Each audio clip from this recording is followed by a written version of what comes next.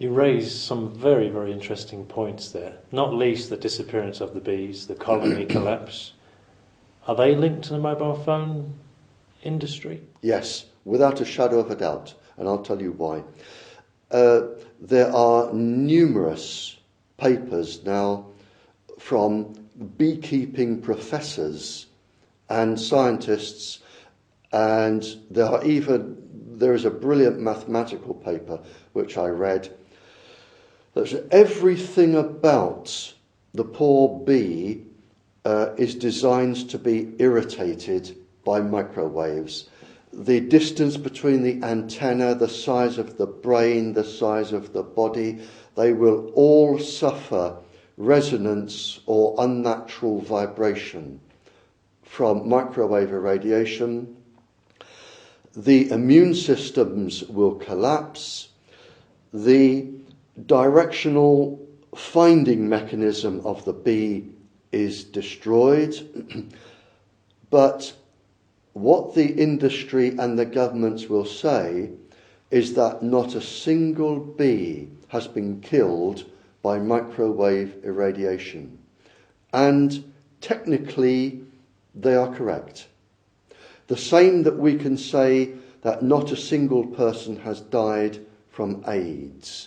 Technically, that is correct. What we do know from analysis of bees, and we have the papers to show this, is that when the bees are found, they have 5 or 6 different infections, including invasion by the varroa mite. But when the blood and the body is analysed, they find 5 or 6 infections, which clearly indicate that the bees have suffered massive immune symptom suppression and invasion by the varroa mite. The same that people suffer immune system suppression from AIDS, and then it is whatever virus or bacteria comes along that actually kills you. But there can be absolutely not a shred of doubt that microwave irradiation is disorientating the bees and the birds and other flying insects, and there are 250 of them that pollinate plants. There can be not a shred of doubt that the microwave communications industry is responsible. And there is even, apart from the research, absolute concrete evidence of proof. You can go to any research paper, anywhere in the world, pick it up and look at the experiments that have been carried out on cells. And most of them have been carried out on small mammals, insects, birds, even bigger mammals. And they have found cancers, immune system problems, this and this. And it's documented. So the problem is you have these huge laboratories and they say, well, we have found that microwaves will cause this and this and this, and here are all the list of the animals we used. But they forget one crucial sentence. They forget to say, aha, but these microwaves are actually outside the laboratory, and the animals are outside the laboratory. Therefore, we are going to damage the world's ecosystems and the environment because we've proved it here. Now it's going to go on out there. And you can go to any research paper and you will see thousands and tens of thousands of experiments carried out on animals that show all of this. And it goes on outside. And there can be absolutely no doubt. And we can take this right back to the government proof from the government scientists, 50s, 60s and 70s. Why then do the governments continue to say it's the mites, it's a virus, it's the pesticides?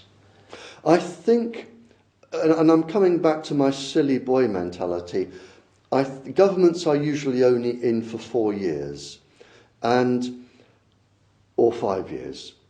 And this is such a lucrative benefit for the people. This is my own theory. I believe that certainly for the UK government and some other governments, the ordinary members of Parliament are really powerless. Because like when we've had members of Parliament standing up saying we've had child cluster of leukemia cluster after leukemia cluster, and I have a list of something like 200 clusters, not 200 children, 200 leukemia clusters around transmitters, mostly near schools. And the MPs have stood up and asked about this, and at the end a minister stands up and says we are within international guidelines, sits down, and the whole thing is lost. So I believe that there are people above the ministers, maybe top civil servants, maybe top industrialists, I don't know, but I believe they are the real power behind what is going on, and they can direct governments. And I really believe that the governments do not have a choice. It comes down in a threatening way from people who really have power. And I believe that is the problem. And we're back to my silly boy. When you look at the chief of our MI6 and our Prime Minister, as I said, who were wondering what nappies were for when we were making the real decisions, and they do not have the wherewithal to come and talk to people like me. And I'm sure if they did, we could change things, but they won't see me, and that's the way it is. And I think that is the problem. They are only in for 4 or 5 years. They can live with it. They will get their knighthoods. They will get their reward, whatever their reward is, and they will pass the problem on to the next person. And I think that is the problem, is that they are not directly accountable. They inherited the problem, they will reap some of the benefits, they will pass it on. They are not being held directly responsible. If there was a law that said every civil servant involved in this and everybody who makes a decision, if there was a single death from microwave radiation, we would have you in court and we would try you. And if you're guilty for manslaughter, you would go to jail. I'm sure they would change their minds. But they won't. They are immune. They can get away with it. They're only in for however long. And my impression, and I may be biased and angry and old and stupid, but my impression is that the leaders, they like to go around the world, shake hands, convince the world that they are making treaty after treaty after treaty, not one of which has succeeded, but they take all the accolades and they come back and they pass on the problem to the next person. And I think that is the problem with the government, is that they will not be accountable, that they are immune from this. Thank you. I read recently that the honeybee in West Sussex in England is on the verge of extinction. What implication does it have for the rest of the environment should the honeybee become extinct? It varies country to country. If you take a country like Africa that I was in earlier this year, they have lost whole fields, and their fields can be the size of one of our counties. They have lost whole fields of honeybees. Now, the honeybee tends to pollinate vitamin C producing plants. So in countries like Africa that relies on its own produce to eat, they are going to lack vitamin C, which means they now run the risk of scurvy, which means they have to start importing vitamin C. Globally, if we were to lose all of our pollinating insects, it has been estimated that if and this was published in Nature, if the total world's ecosystems break down, the cost would be about 33,000 billion United States dollars a year on the price of food. So what would happen is food would become so expensive that the poor wouldn't be able to afford it. And in our country, what it actually means, if we lose the bee, and if we lose the bee, we also lose the other pollinating insects, because what affects one insect actually affects all of the others, right down to ants. If we lose them, we have to start importing food. Now, if I can give you an analogy of how this would affect a country globally, and I know this to be correct. We're in Germany. So let's say that for Germany, we look at the situation for Germany from the telecommunications industry's effect. Let's say there are 60 million cell phones in Germany. And let's say the average bill is €1 a day.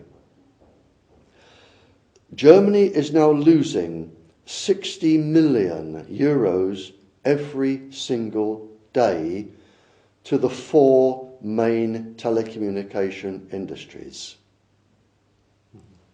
So 60 million is going out every day, and that's not coming back. Now you have the medical bills of the people, which is between 3 and 15%, the medical bills of the people who are sick, that cannot work. Now you have Germany's share of 33 trillion United States dollars at its extreme end. So if you start looking at the price of food is going to rocket, the price of healthcare is going to rocket, and you've got this money flowing out, any child in the bottom primary school maths class, if you say, here is your money box, this is what is coming in, this is what is going out, this is what is going out, and this is what is going out, any child will say, my money box, sooner or later, is going to be empty. And this is going to happen to Germany and any country in the world, and I don't care which country it is. At the rate you are losing money to the industry, at the rates that you are going to start importing food, the rate you are going to have your healthcare costs, which means importing more drugs, so the pharmaceutical industry are going to benefit on an enormous scale with the communications industry here. Any country, depending over how much time, has to go bankrupt. Any country, and I don't care who they are. And the added effect is the carbon footprint from all of this. It was shown that a couple of years ago, some scientists, and there were 3 papers published on this, and they all came up roughly with the same result. A couple of years ago, it was shown that the carbon released into the atmosphere needed to power all of the cell phones, all of the transmitters, all of the Wi-Fi, everything comes to about 110.7 million tons of carbon dioxide a year. It's the equivalent of 29 million cars every year going onto the roads. And what that makes now, especially with Wi-Fi going everywhere, they're trying to Wi-Fi entire cities. What this means is that the telecommunications industry produces more carbon dioxide into the atmosphere than the aviation industry. It is the biggest polluter of the planet in terms of carbon dioxide, and not a single word has been said against the telecommunications industry. We hear lots about not building more airports, not building more runways. In the United Kingdom, our government has said they're going to put 7 pence or 8 pence on each gallon of petrol to cut down the amount drivers are driving, to cut down the carbon footprint. But not a single word has been published by any government anywhere in the world against the telecommunications industry. And the result of all of this carbon dioxide, and this has been published in Scientific American this year, and it's not just from this industry, it is all the industries. Carbon dioxide, you're a doctor, you will know this, carbon dioxide and water together produce carbonic acid. So the carbon dioxide in the atmosphere sinking onto the oceans and the seas, they have actually changed. They're not changing, they have changed the acidity of the oceans and the seas. And the microbes and the fish in the seas have a very, very low tolerance for the alkalinity and acidity of water. And what we are now doing is we are physically destroying all of the living species in our oceans and our seas. And the telecommunications industry is the major polluter now, and not a single person is doing anything about it to stop them. In fact, they're doing as much as they can to encourage them to make it worse. In London, the mayor has boasted that he is going to turn the whole of the city into a Wi-Fi zone for the 2012 Olympics. Now, other cities are also trying to be Wi-Fi. We're trying to get every single school, it seems, in the Western world Wi-Fi.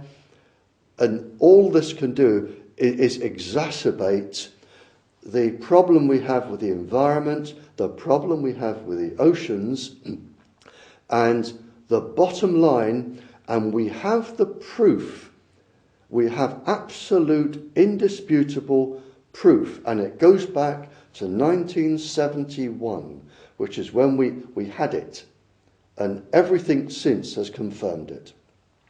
We had it, and what we are doing is we are physically destroying not just our children's health by illness and genetic illness, we are destroying the health of the planet, we are destroying every living being, from the largest mammal in the oceans to the smallest slime mold in the soil.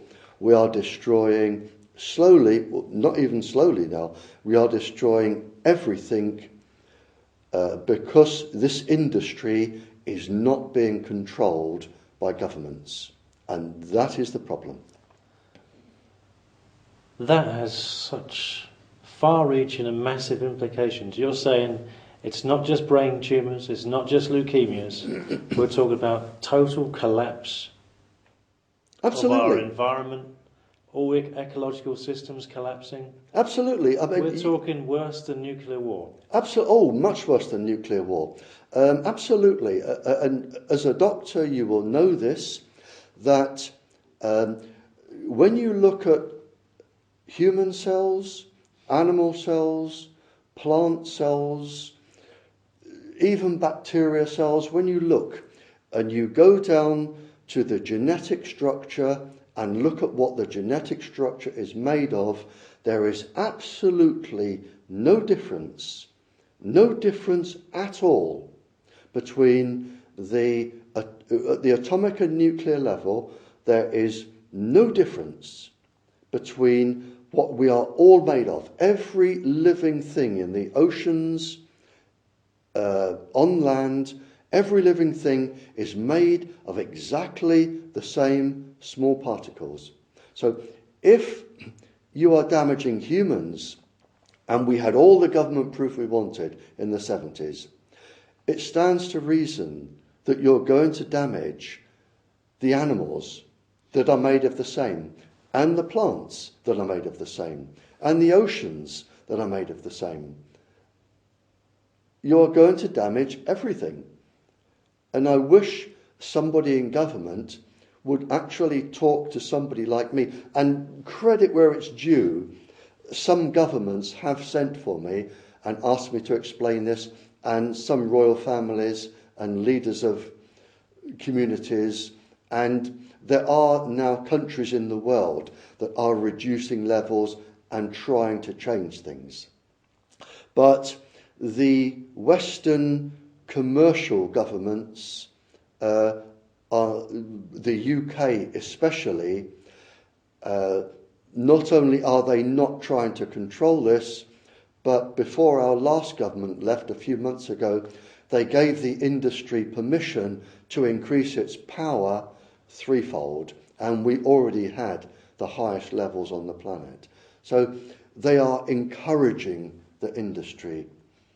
Where these people think they're going to go and live when they have their knighthoods and all of this money and whatever other trappings, Rolls Royces and yachts they think they've got, where they think they're going to take them to live, I don't know. Maybe they haven't thought that far ahead. And maybe they should come and talk to us. But they are going to end up living on the same planet, and their generations are going to end up paying the same price as our generations. Truly, truly disturbing stuff.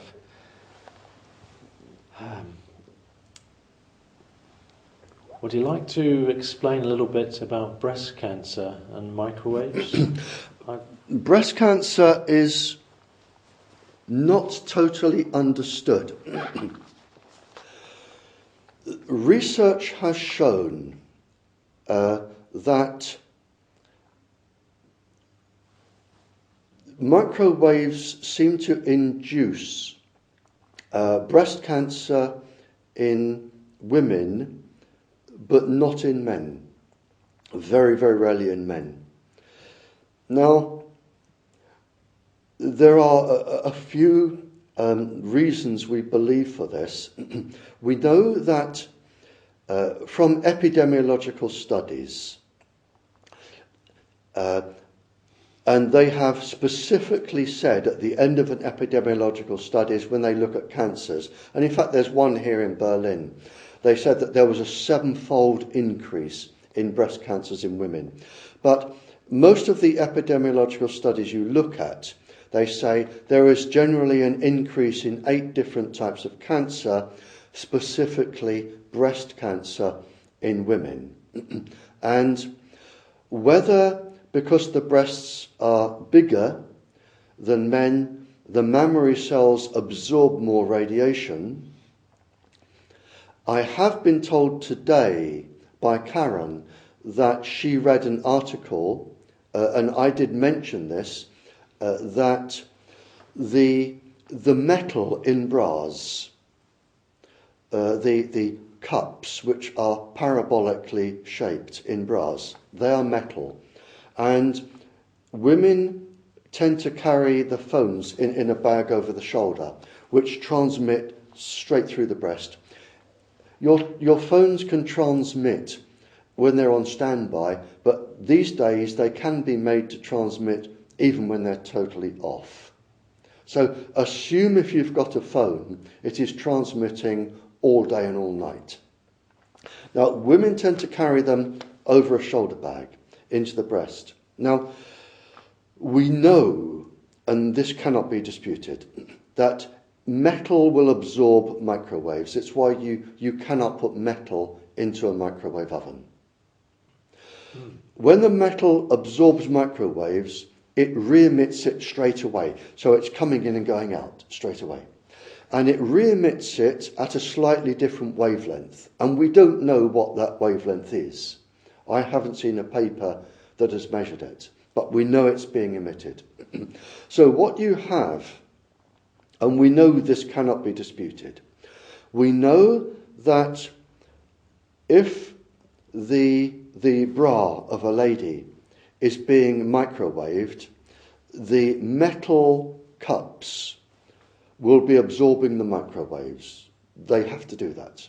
We know they will be re-emitting it in a parabolic focus. So what you will have with your cup is the waves will be reflected like a magnifying glass into a small area. So the area may be a few hundred or a few thousand mammary cells big. I would like to see, I know Karen said that there is a paper, I haven't seen one published, the research may be in for peer review, but it would be a very, very good experiment for a PhD student to do, send to somebody like Nature and have peer reviewed. But theoretically, what we can argue is the microwaves are being reflected with a parabolic focal point somewhere in the mammary cells in the breast. And that is what we believe may be causing the increased breast cancer in women. Any epidemiological study will show that women get more breast cancer when they are microwaved, anyone. And in fact, a really good experiment, and you were there when I spoke, Doctor, at Swindon. I mentioned a really clever study carried out in Estonia, where two professors, and this was published in the Australasian Journal for Environmental Health, it was published in there. They took a whole country, Estonia, and they looked at all of the cancers and all of the people and all of the health, two professors. Then the mobile industry moved in, and then years later they looked at the cancers again, and they found an increase of all of the main types of cancer, and their conclusion was that the telecommunications industry was responsible. And they also said a very interesting sentence, which I've since read in other papers, that women are more susceptible than men. A, because of the breast tissue, and B, because women have much more complicated hormonal systems, the reason for which isn't scientifically fully understood yet. We're not clever enough to understand all of these miracles that go on inside the female body. But they are obviously being disrupted. And at the Swindon talk, a counsellor, a gentleman, stood up and said, aha, that was probably due to the Chernobyl radiation drifting across Estonia and causing the cancers. Now, I have never embarrassed a child in any of my classes in 20 years of teaching, and I did not want to embarrass this counsellor in front of a room full of people, so I kept quiet. But any senior school child can tell you the difference between cancer from plutonium, cobalt-60, uranium-235, uranium-238, and microwaves. Any child in my school class would tell you that. Now, if two professors, experts in radiation, are going to make that mistake, I won't believe it. So we can rule out Chernobyl. And I believe that their conclusion is the correct one, and it matches the epidemiological studies. Women do suffer more from men. They do get, as we showed in Berlin here, in Berlin, a 7-fold increase in breast cancer. We're not sure why, and the reason we're not sure why, if I may go on, is that no safety tests were done on cell phones before they were given to the general public. Not a single safety test was done.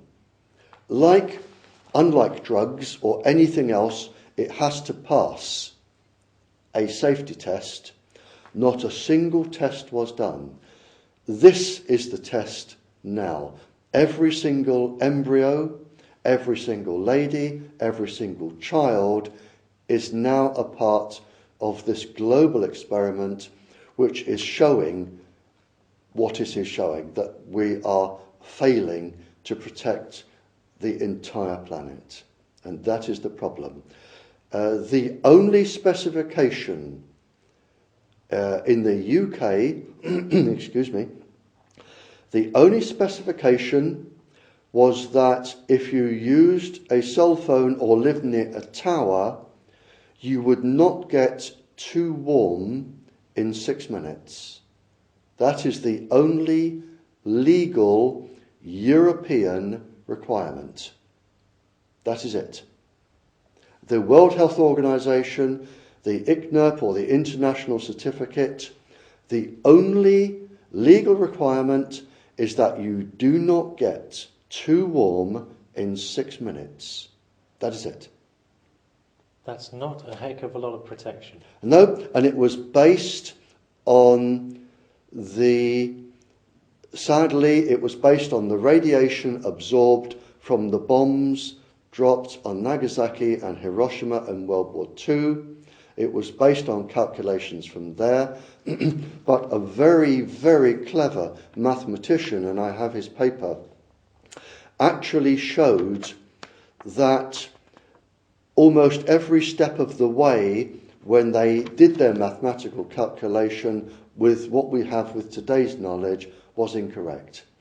And the World Health Organization and the ICNIRP certificate, their calculations for the 6 minutes are wrong. Can I just clarify on the wire in the bra?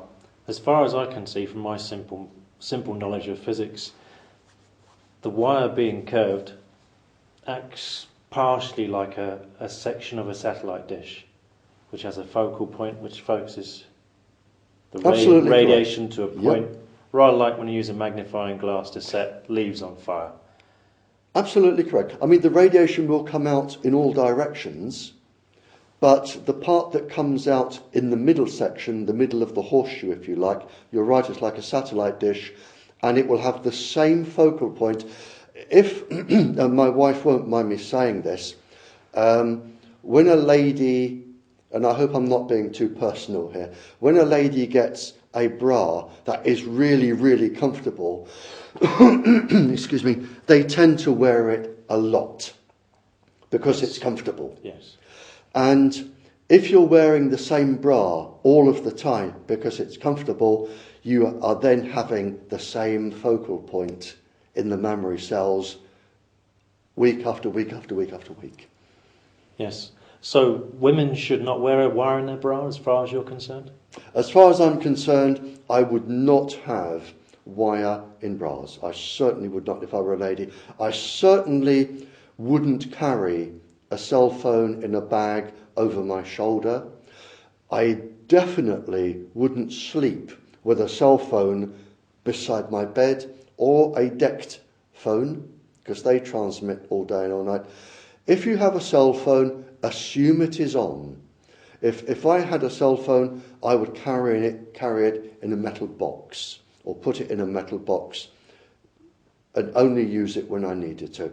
Assume it's transmitting, but if I were a lady, I wouldn't sleep with one beside me, I certainly wouldn't carry one, and if I were pregnant, I would treat cell phones like cigarettes. I wouldn't let anybody near me with a cell phone if I were pregnant.